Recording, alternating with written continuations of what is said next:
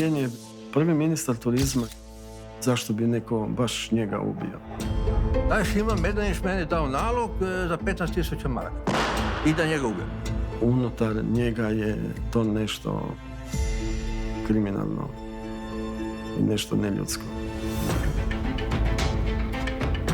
U stanu je pronađena mrtva 56-godišnja Slavica Medanić. Nisu bili baš u nekakvim dobrim odnosima. Da li je ona došla preblizu nekog odgovora? Tko je njemu smjestio? On je bio, znači, naručitelj i tog ubojstva. Rekao mu da ima posao, naručeno ubojstvo. Ja nisam nikad ubio za novac. Je to dovoljno? 20.000 eura je bilo u pitanju.